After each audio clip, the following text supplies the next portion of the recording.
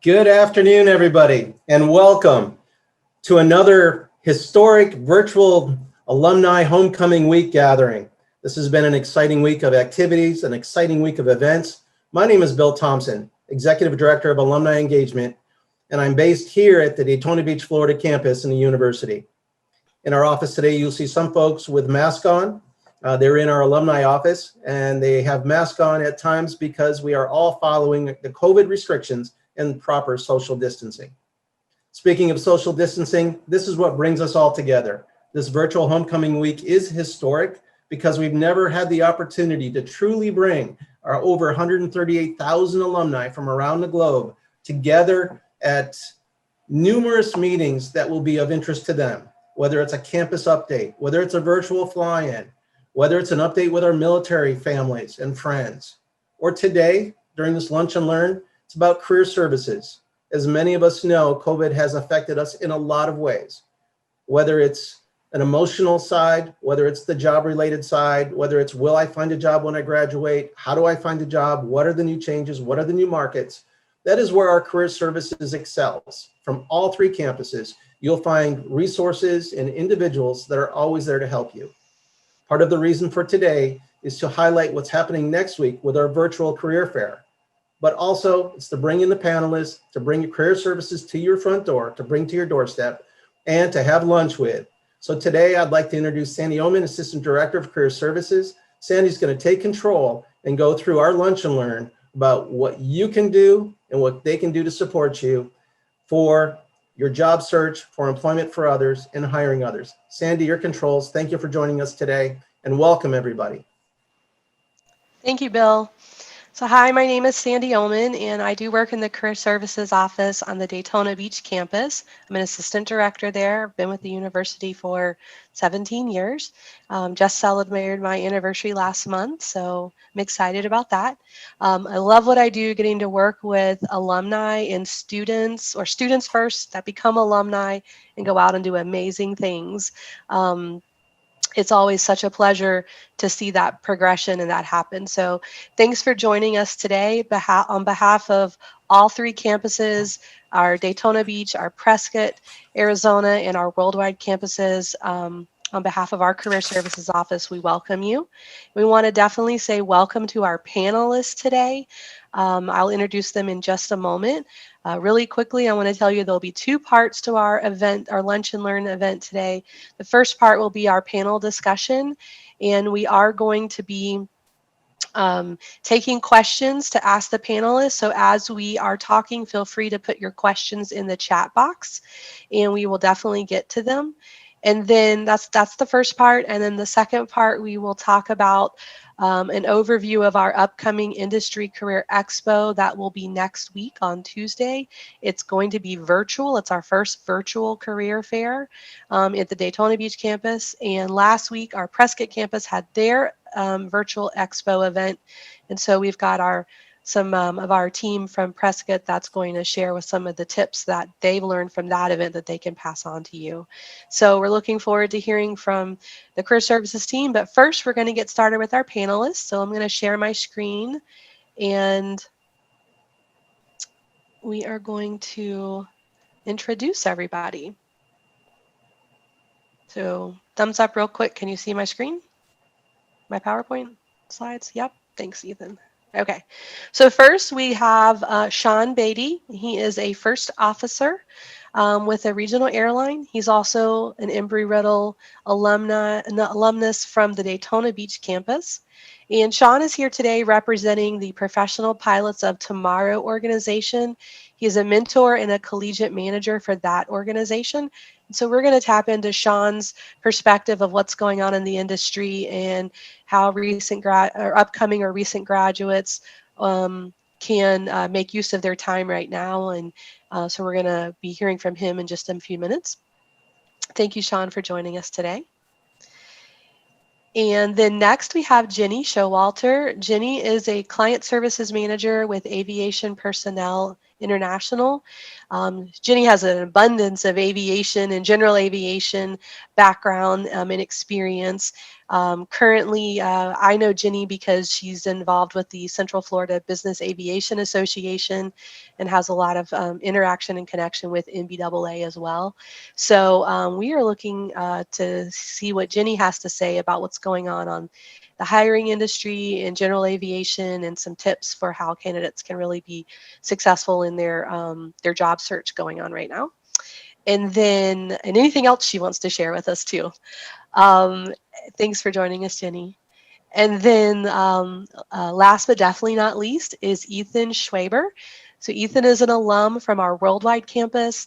He has his master's from Worldwide, and then he does have a couple degrees from another couple universities, but we won't falter for that, so it's okay. At least you made it to Embry-Riddle. Thanks, Ethan, for joining us. He does currently work for Boeing on the 737 MAX as a program manager, and he's got some experience in previous downturn economies that we're going to ask him to share a little bit about, and also tap into his knowledge and how people can really stand out and move forward in their job and career track right now. So thank you to the panelists for joining us for your time today. Let me see, I need to see Jenny. Let me pull this up here. There she is. Okay. So I'm going to stop sharing my screen now so we can see everyone. There we go. Why don't we go ahead and start talking about what's going on in the industry right now? So if Ethan, Sean, and Jenny, if you guys would unmute so we can have just an open discussion. Obviously, we know, a lot of the airlines industry specifically, there's a lot of layoffs going on, but some people are still keeping their jobs right now. So I want to kind of do an overview of what we're seeing in career services and then get your feedback a little bit. So from a career services perspective, we are still seeing some recruiting. It's very minimal. I actually just shared out a couple internships with some of our students from American Airlines that they just posted on the business side of things. So there's some activity going on, obviously, but it's nothing like it was 8 or 10 months ago. Definitely not. So defense contractors are hiring. So Northrop Grumman, Lockheed Martin, even Boeing Defense, it's happening. But on the commercial side of things, definitely things have slowed down. Ethan would know that.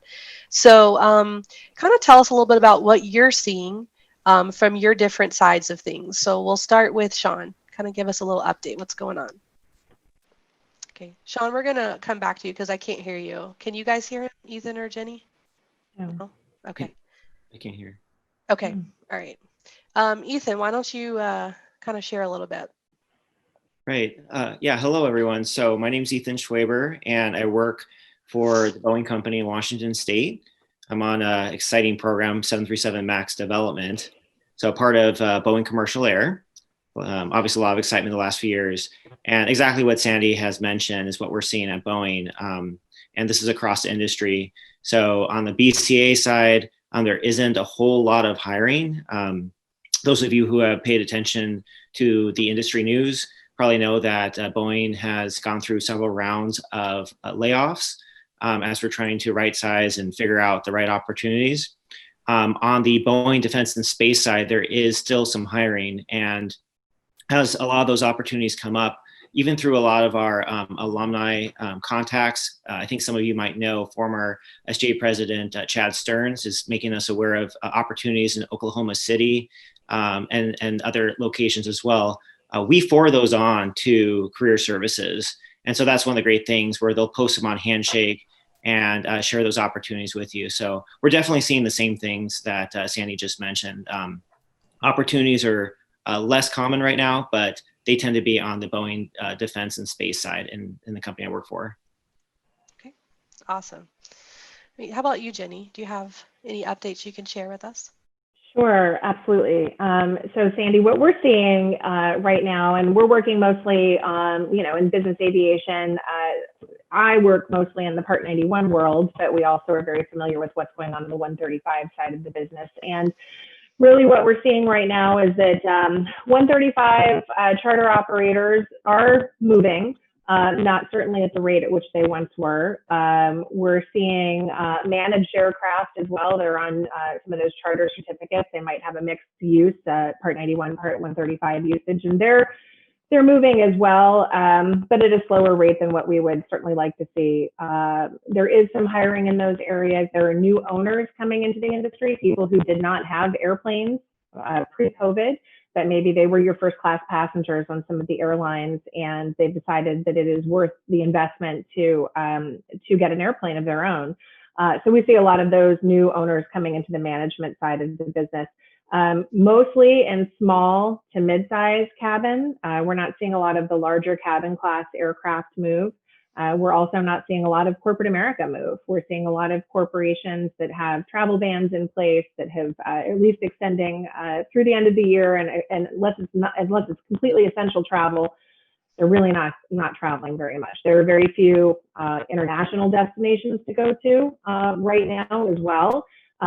So those larger cabin aircraft, their mission profile is not, it's not possible right now in many ways.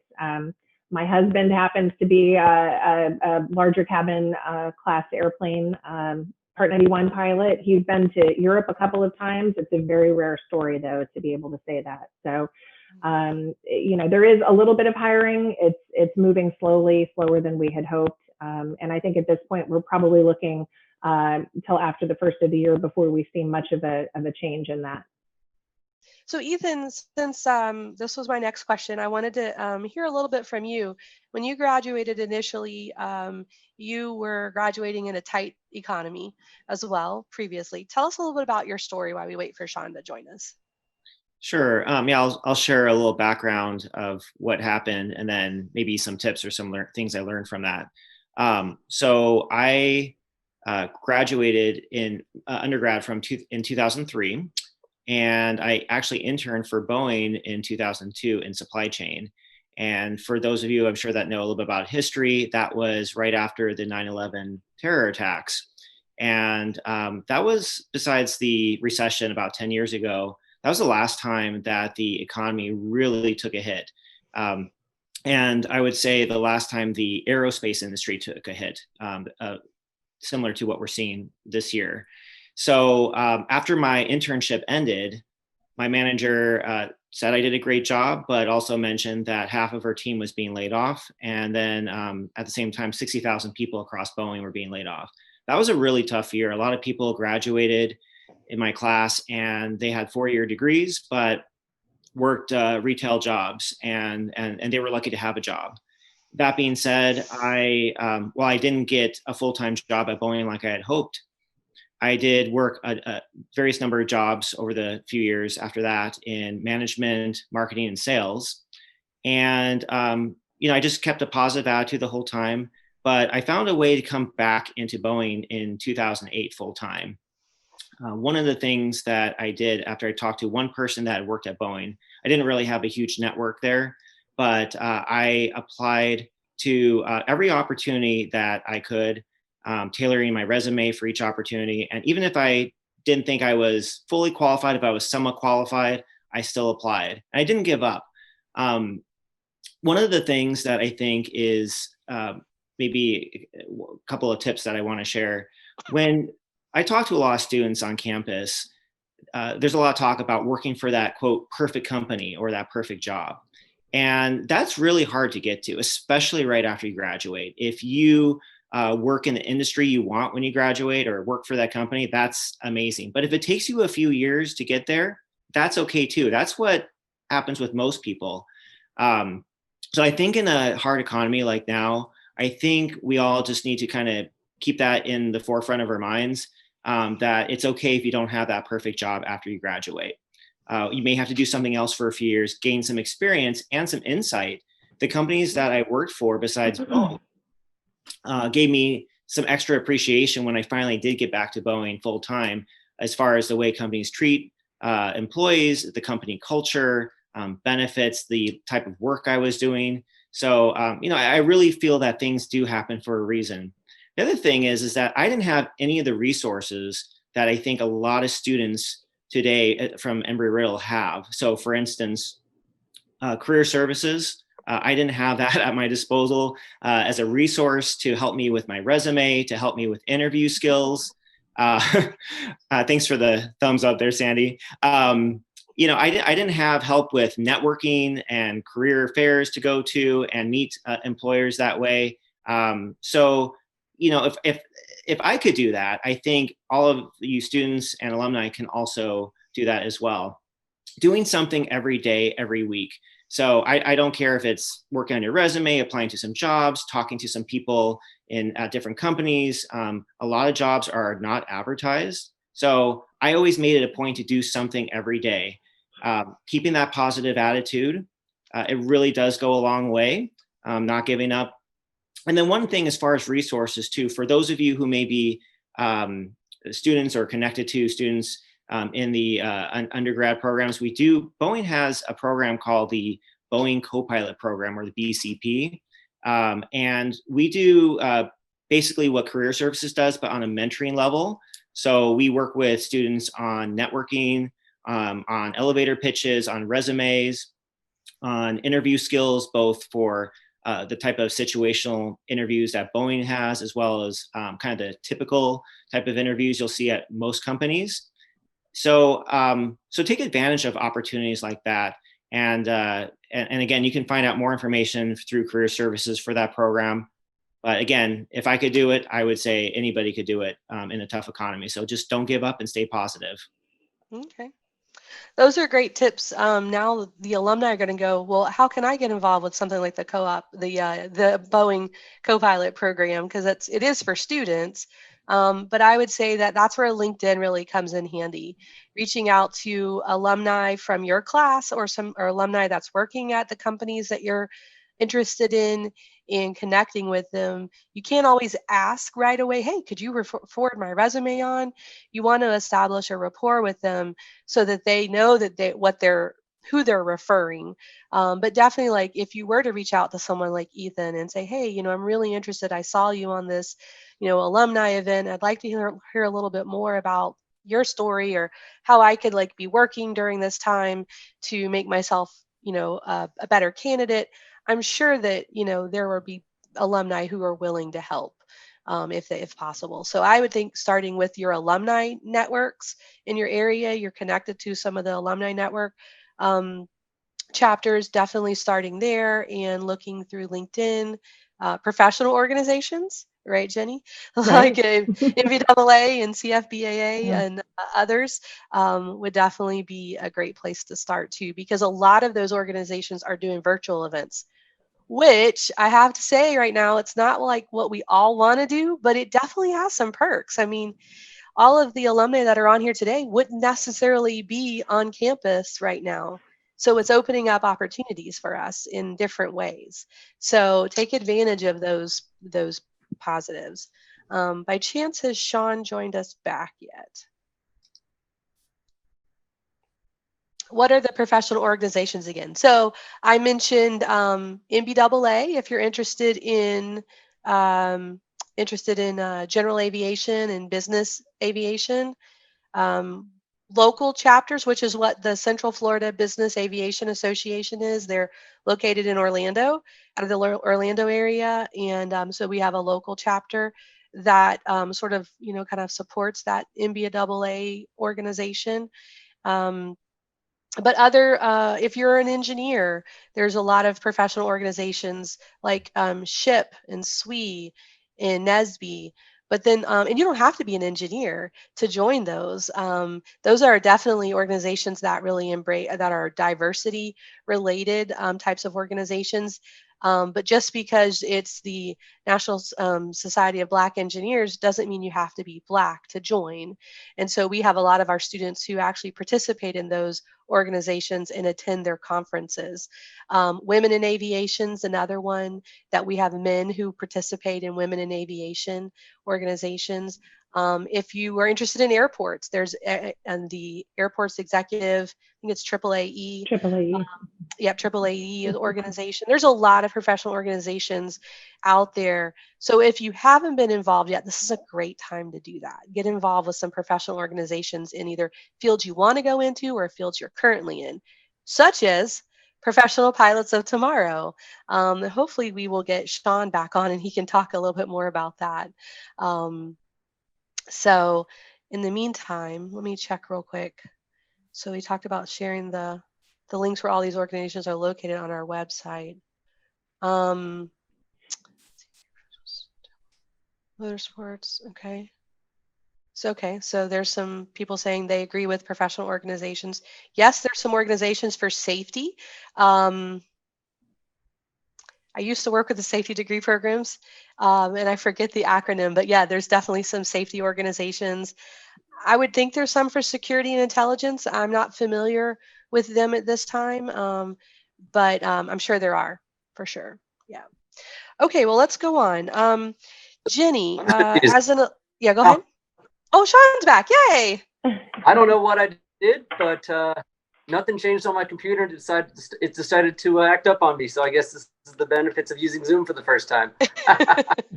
Yeah, but, it does happen I'm happy occasionally. to hear me, and we can kind of talk about the state of the industry. But continue on, Sandy. Well, tell us really quickly about Professional Pilots of Tomorrow. Of course. So we were founded many years ago by they were actually originally Embry-Riddle alumni. And they wanted to create an organization to provide non-biased information for pilots. So, the goal of our organization is to basically, you got two people and, so let's say you're a student pilot. We're going to pair, so you fill out a questionnaire and we're going to pair you with a pilot that's going to probably be, about 4 years or so ahead of you. And then they're going to mentor you through. So eventually they're going to mentor you through your flight training or wherever you are in that phase of flight training to your regional career. And then hopefully after that, your mentor that you've been stuck with the whole time is now going to be moving on to another company to help provide you information. So it's, the ability to provide that smooth transition from, student to regional to one day, regional to mainline to, or wherever, your dream career is.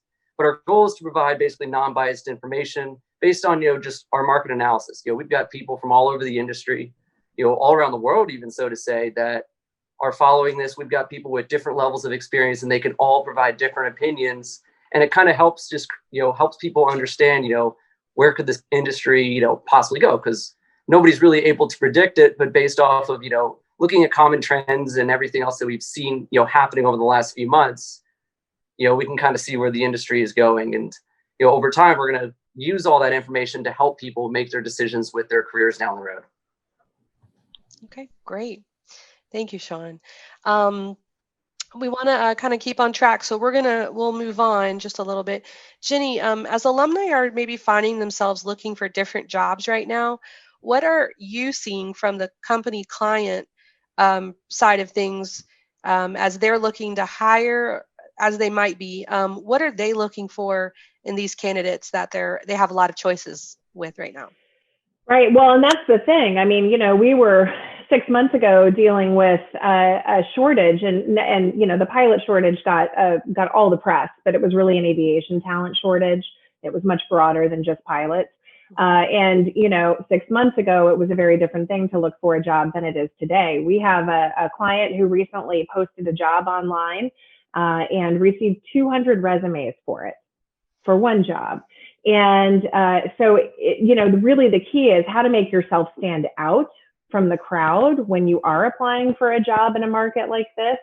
And we spend a whole lot of time talking with folks. And I personally am working with some clients in outplacement, people who have lost their jobs, and we're coaching them. It sounded very similar to what Ethan was talking about, making sure their LinkedIn's in order and getting their resume up to date and making sure that they're on top of current trends. But I would say so much of what we're having to do right now is virtual or digital. So your LinkedIn profile, where maybe it was important before, now it is almost your everything.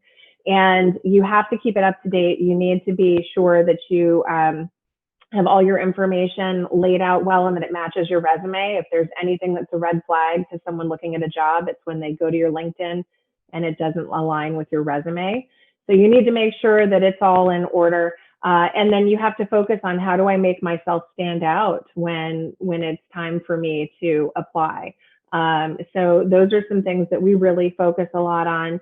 And then, we were just talking about networking. I mean, network, and don't wait to network until times are bad. You want to network when times are good.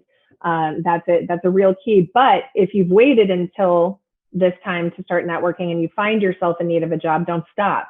Keep going and continue. And I would tell everyone, if you feel confident in your resume, that you're going to want to focus a lot of your efforts on LinkedIn and look for any keyword that you can from anyone who's hiring. Make sure that you're speaking their language. If you have a job posting, make sure you're speaking that language. We're very hopeful that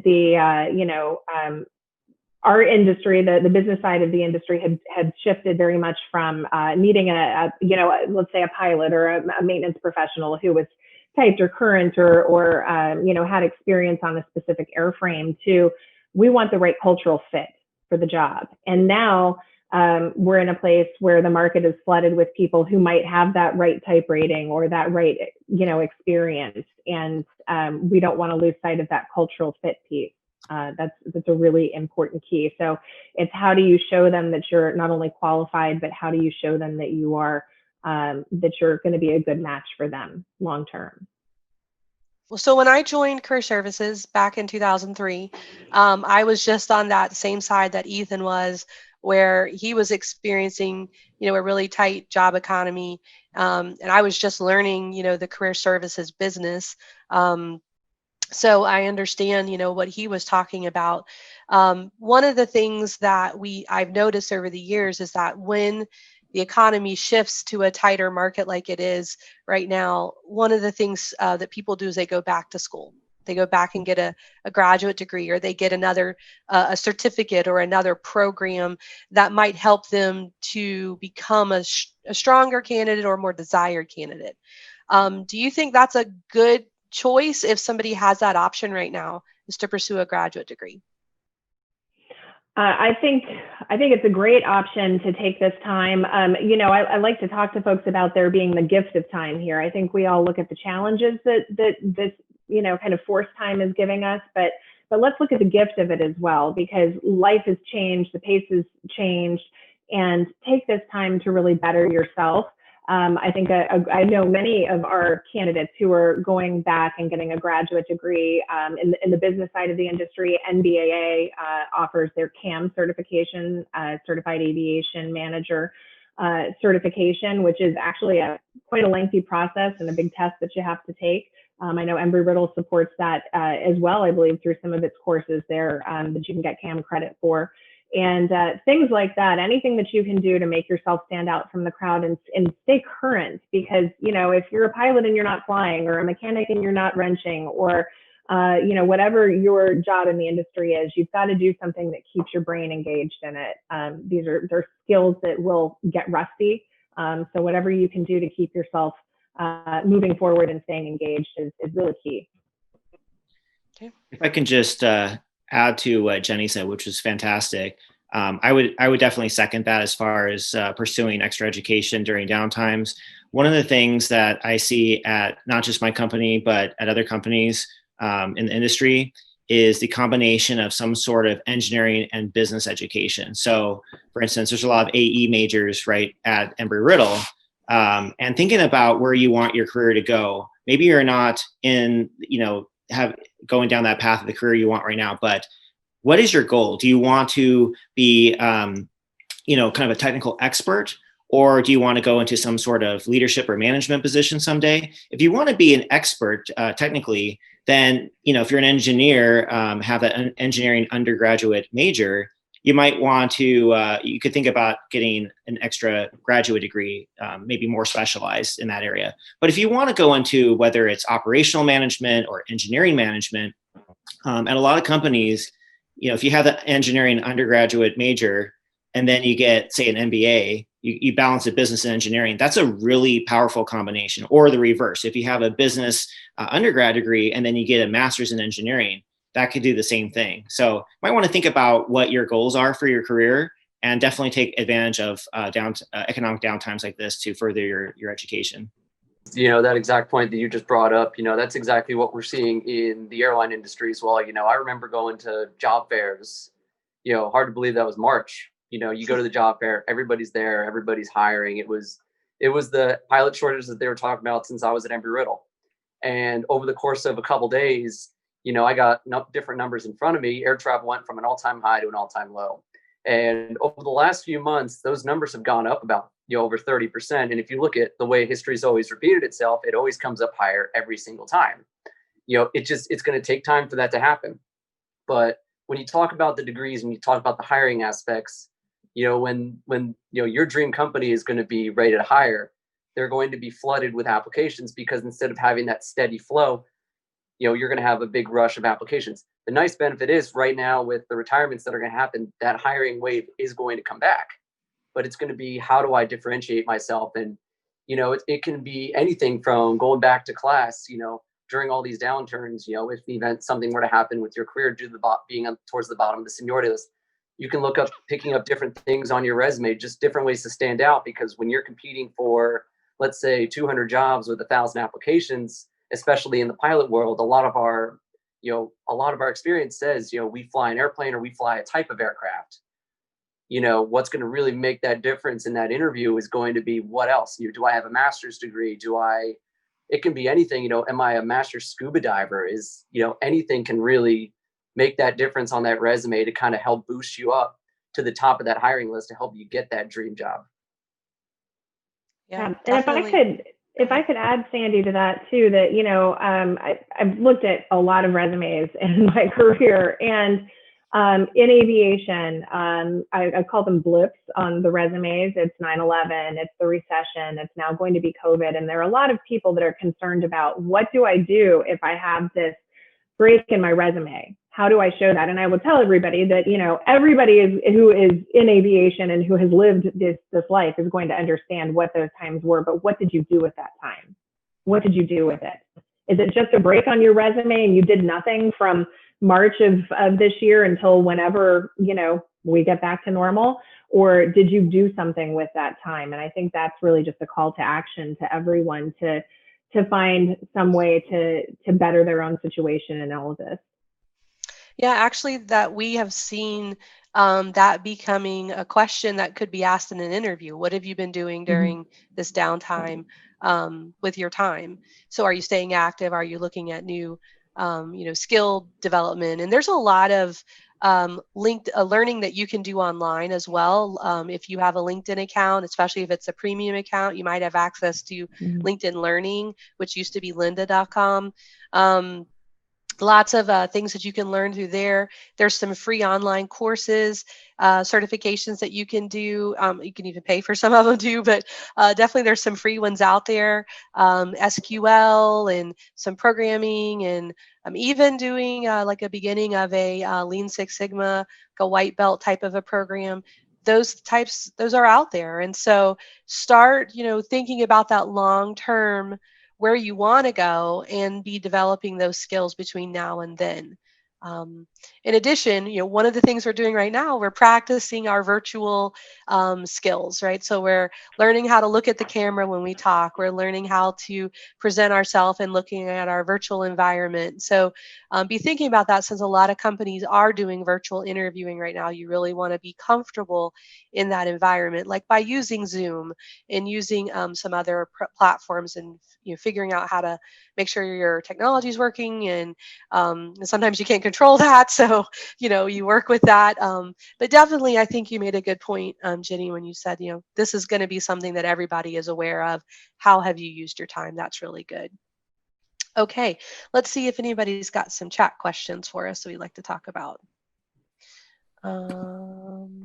Yeah, go ahead. You have a question you want to share with us? Emir? Is that right? Can't hear you. Can you just type it in the chat box for us? You're clear, Amir. Okay, can you hear me? Yes. Yeah. Okay, great. I was trying to unmute. My name is Amir, and I'm a graduate from the Embry-Riddle Daytona Beach campus, and I did my engineering, AE, BSAE, and then right after that, I did my MBAA.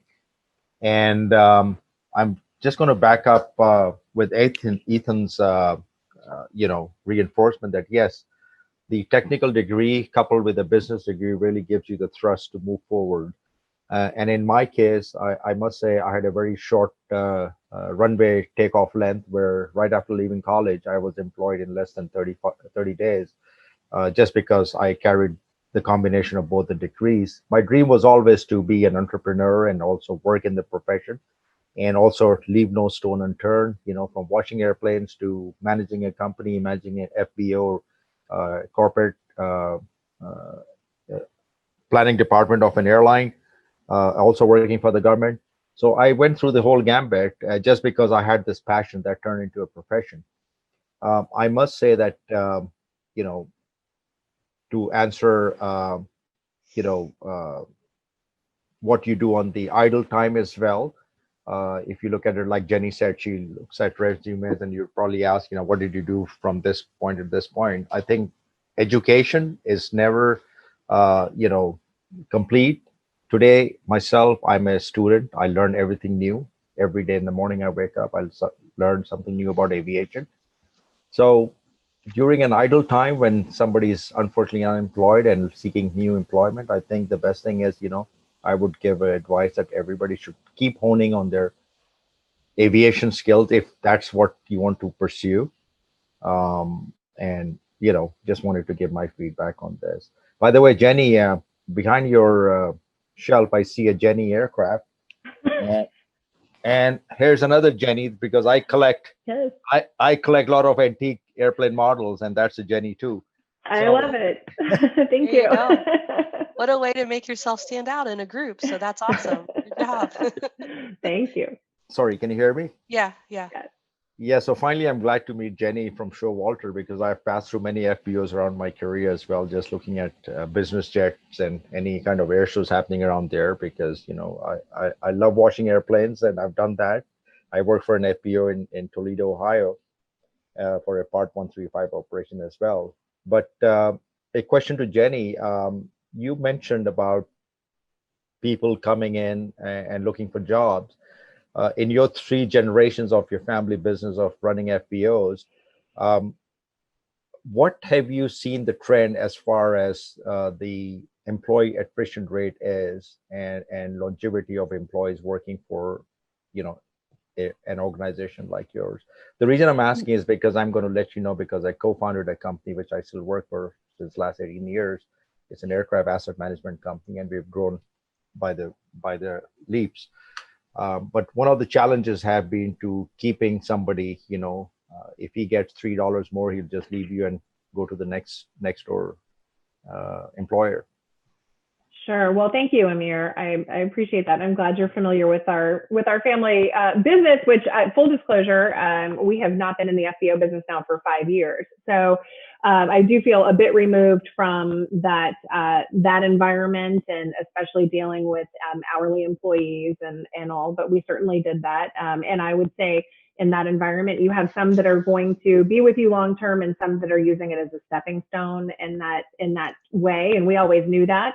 And we were happy to have people as long as we did and blessed to have the workers that we did over the years and great employees. But, on now with my work on the business aviation side of things, I would say I can speak to you from both the employer and employee standpoint. The employees, our candidates that come to us looking for new opportunity, they crave stability, longevity, a home, a family, because I mean, let's face it, when you work in a corporate flight department, you're with those people more than you are with your spouse. My husband just spent the majority of the past 6 weeks on the road. We're blessed that he can do that, but they spend a lot of time together. So you want it to be the right fit. And that is something that candidates crave. And truly, it's also something that employers crave. And there was, the balance was a bit off with the pilot shortage. And I think we were getting it right with creating the right types of compensation and quality of life packages. All of those things are important. And now with COVID, the balance is going to shift. And because there's not a lot of hiring, I don't think we know quite where that's going to be. But I will say that it's going to be temporary. We will be back in a pilot shortage situation again. I think this is a temporary thing. How long temporary is, I don't think, obviously none of us know. But I think that those things, those just, you know, fundamental things, that quality of life, work-life balance, am I fairly compensated? Am I happy? Do I like the people I work with? Do I feel safe? Those things are the things that are going to make people stay. And you're always going to have somebody who's going to go for, you know, a $3 an hour raise or whatever it may be. But are those the people that you want long-term as an employer? I don't know. Yeah, that's good tips, good information to share. I do want to go ahead and say I want to make sure we have enough time to talk about our Career Expo coming up. But you know, this is all really great information, and if you have any other questions that you can share in the chat, definitely we'll try to get to them. Um, and I'm sure that Ethan and Jenny and Sean all have LinkedIn profiles, and you can reach out to them to connect after our event today. But really quickly, I want to make sure we hop on to so first of all, thank you to the panel for all of your information and all of your advice and all of your tips. Don't go anywhere because we might come back to you if we have just a few minutes. But let me just go ahead and get back to our PowerPoint real quick so that I can okay, you seeing our virtual expo slide? Yes? Yeah? Yep. Okay, thanks, Darren. Thanks, Sean. Okay, so I just want to quickly share, you know, one of the things we were just talking a lot about was our graduates, was going back to graduate school or getting more certificates or skills in this time right now to really help yourself stand out a little bit more. So I want to share in just a minute about our graduate school fair we're going to have coming up in a couple weeks. But first, we have our virtual Industry Career Expo that the Daytona Beach campus is offering next week. Our Prescott campus had their expo a couple weeks or last week, and so we have Lauren and Darren from our Prescott Expo that will tap in just a minute to share some of their tips that they found helpful. But just so you know, the virtual Industry Career Expo for Daytona Beach is going to be Tuesday, the 13th, from 11 a.m. to 5 p.m. Eastern Daylight Time, and that is on Handshake. Handshake is our career management platform, and as alum, you do have access to that. There's a page on our career services website that will show you how to access it as an alumni. So you want to check that out. Let me see here. So I want to share some tips on how to prepare for that. So this is an event where you do need to register ahead of time. One, you have to make sure your Handshake platform is updated, your Handshake profile is updated, and that you've ideally maybe put a resume in there that we've approved, and so that in case you have the opportunity to share it with the employer. Employers are going to be doing group sessions, and there's some of them are going to do one-on-one sessions. So the group sessions are where there'll be a group, maybe 30 students at one time with that employer, and the employer is talking to them about their company, maybe their opportunities, what they're looking to recruit for, or maybe they're just talking about their company and saying, hey, we still want to stay involved, but we can't, we're not hiring right yet, but we want to tell you about when we do start hiring, this is what we'll probably have going on. So I'm sure some of the, there's a couple airlines or regional airlines that have registered. They'll probably be talking about those future opportunities, but there'll be group sessions and you have to register for those sessions. So as alum, you want to access your Handshake profile, update it with all of your most recent information, just like LinkedIn. You want to make sure that it's updated. And then you have to go to under events, you select career fairs and select the Daytona Beach Career Fair. There is one in there for Prescott. I think that's a face-to-face that might be coming up. But the Daytona Beach virtual one is what's going to be on Tuesday of next week. So you have to select that fair, and then you'll be able to go in and see which group sessions are open that you can join. I will say, if there's a company you prefer, but it's close, there's no open sessions, keep checking back, because one, the company could open more sessions, or two, somebody could cancel their session and then you can join it. Also, there could be a restriction on the qualifications that the company has set on their sessions. As of Sunday, those qualifications get lifted. So if you were prevented because the company only really wants to talk about their co-op program and you're an alum, then if there's still open spots, you can join that group session. You just will be talking about co-ops, but at least you have the opportunity to maybe hear a little bit more about what they're doing, possibly share, ask a question. But if they were mostly looking for co-ops and internships, you don't want to dominate that session with questions about full-time hiring at this point. So just kind of be mindful of that because you are making a virtual impression in these events. This is a video, face-to-face live event. So you will be, it's not a chat format. You are seeing other people. So we have some tips for you to be aware of. We've got a YouTube page. Career Services has a YouTube page now where we've been recording all of our sessions. There's a session in there about how to prepare for the virtual expo. There's a session on how to update your profile and how to access Handshake for an alum.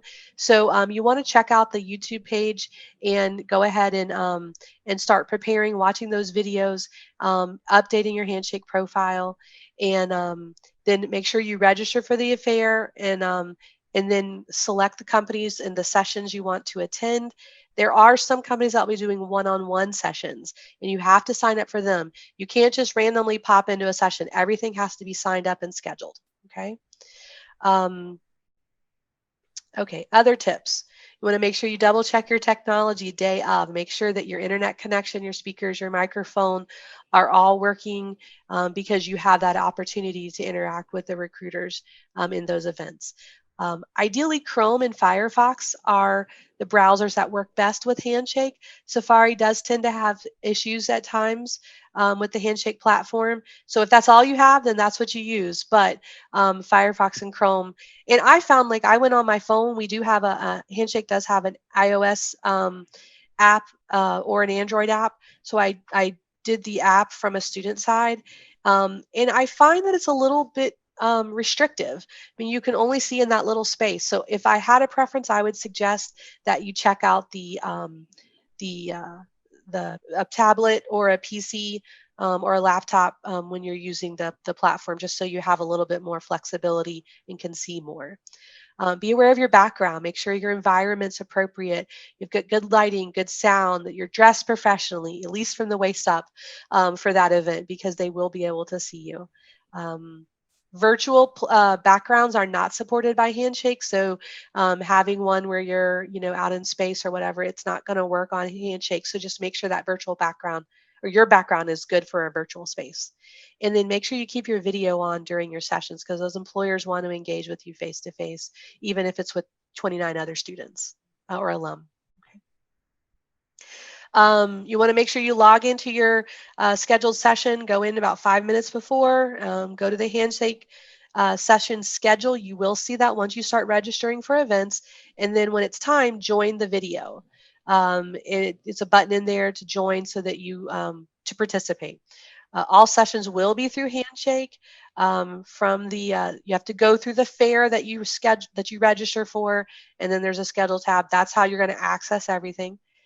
If you're in a one-on-one session, that's a 10-minute time with that recruiter or that representative. That's sometimes more than you would get at a career fair. So you want to be prepared. Make sure you've asked questions, you've done some background research, and you've got really good questions that you want to ask them about, and be prepared to take the most of that 10 minutes as you can. But also be mindful of the time. Your next scheduled session, they can't wait for you. They can't adjust your time and give you 10 minutes if you come in 3 minutes late. You'll only get 7 minutes. So you want to be mindful of everyone's time. Maybe set a timer. If you're late to a group session, after 10 minutes, it won't allow you in. So you need to be on time. Remember, you're making a virtual impression. So be on time, be early. If you cannot make a session or decide not to participate, cancel that session so that others can take the spot. Okay, so I went in this morning, I registered for a spot with Republic because I wanted to see how it works. I'm going to go back and cancel that so somebody else can take that spot. And then during a session, you don't want to refresh your browser because you could get kicked out of the session. So be aware of that. So at this point, let let me just go ahead and share about these events, and then we'll we'll open it up to Lauren and Darren to tell us about their event last week. Later today, there is a coffee chat. We've been doing coffee chats. There's lots of events in Handshake. So events that we're promoting, but then events that companies are putting on themselves and inviting Embry-Riddle and other schools to participate in. So you could be joining all kinds of events during this time, virtual time, learning about different companies. So go in and check out our coffee chat today. It's how to stand out in a virtual environment. Our special guest will be Daryl Stern from Embraer. Myself and my colleague Valerie Mandel will be hosting that coffee chat from 3 to 3:45. And it is through Zoom. On Monday, the day before the expo, we're going to be doing an employer resume review day, and that event is posted in Handshake. So we have a list of employers that are going to be reviewing resumes and giving feedback. So great time to get somebody to give you some second set of eyes on your, or maybe 3 or 4 sets of eyes on your resume. You've already hopefully had somebody else look at that. And then we also have our virtual graduate school fair coming up on Wednesday, October 21st from 4 p.m. to 7 p.m. Eastern Daylight Time. So you can go in and register for that event. It isn't open until next Wednesday, the 14th, to register for. Okay. So I want to ask Darren and Lauren if you guys would pop on real quick, open your mics, and I'm going to stop sharing so we can come back to the screen. Darren and Lauren, give us a little bit of tip, or Laura, I'm sorry, give us some tips about your fair last week, what you found and what you would suggest. Oh, sorry, I have to unmute you. Sorry. I have all the power. All right, can you hear me now? I can hear you. Perfect.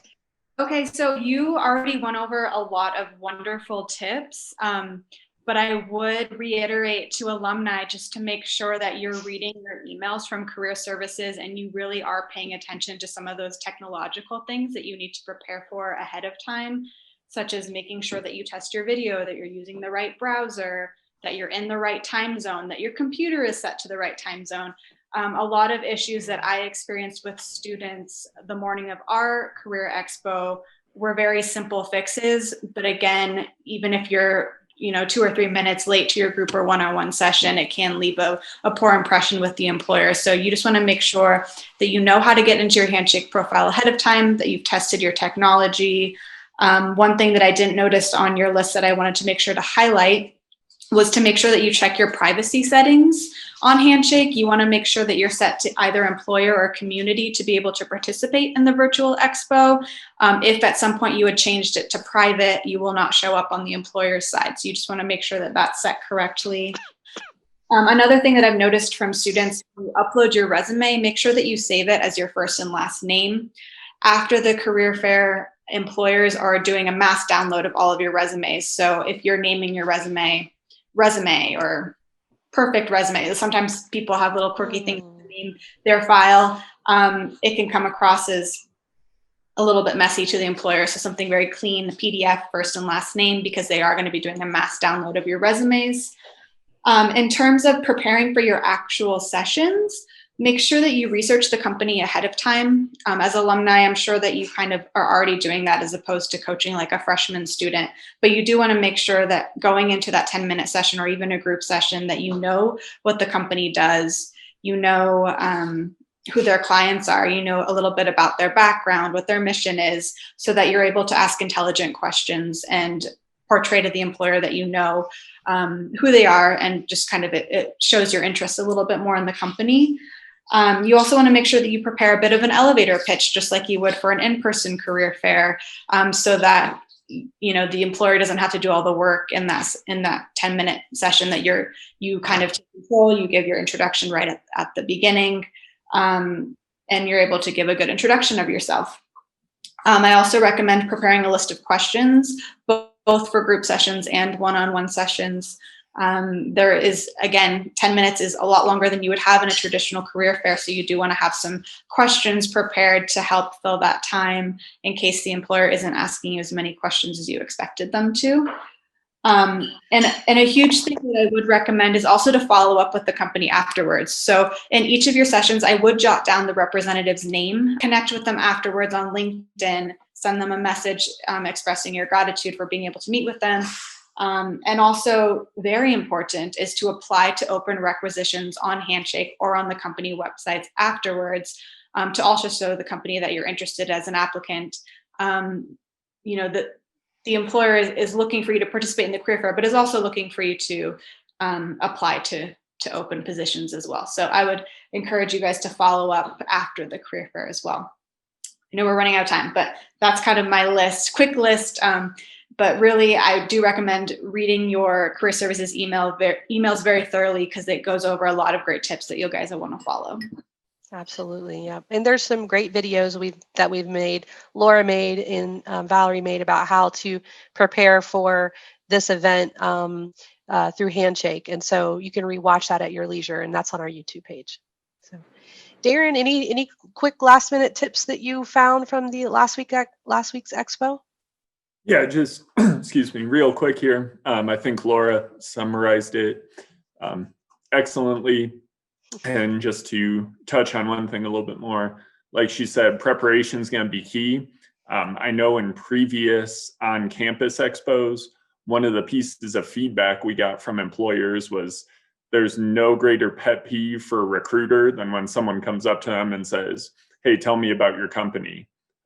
They just feel like, you know, for them being on campus, or in this case, trying to simulate that they're on campus, the time with that one-on-one interaction can be better used than going over stuff that could be, you know, readily available just by going to the company website or doing a little bit of homework. So kind of like Laura was saying, do that preparation so you really have some points to drive the conversation and say, hey, you know, I know this about your company. Could you tell me a little bit more about how my degree fits into that, or how you've experienced that, or, you know, whatever. So it's not just this general kind of open-ended conversation. Definitely. That's great. I always tell students, or when I'm talking in presentations with students, I'll tell them, have your back pocket questions ready. That question that you're going to pull out in case everything else doesn't work. And they're saying, oh, well, I'm not looking for your degree. I'm not looking for your year, whatever it might be. Then what are those back pocket questions? And that would be something like, well, you know, would you take a look at my resume? Just give me some feedback on how you think I could improve it. Or could I connect with you through LinkedIn? And, you know, just something to stay connected and to move the conversation one step further than where it might have been stopped. So those are great tips. Both Laura and Darren, thank you so much for your experience, your knowledge, for leading the way with the virtual fair last week. And we look forward to seeing everybody participating in our virtual expo next week. Any last minute questions before we wrap up? I want to be mindful of the time. What would be your last minute of recommendations to anyone who is trying to get a job as you close out today? What would be your final statement to anyone standing in front of you seeking a position? Start with Ethan, then we'll go to Jenny, then we'll go to Sean, please. Sure. So kind of like what I mentioned earlier, positive attitude. Don't worry about getting that perfect job today. Just find something, find an opportunity to move you along, or as we talked about, you know, pursue extra education or do both. I did that when I did my worldwide master's degree. So, you know, the industry is going to be coming back strong, I feel, in the next about 3 years, 2 to 3 years, is what Boeing's predicting, a lot of the industry is predicting. So it starts now. Just do something to, you know, get a job, stay positive, further your education. Thank you.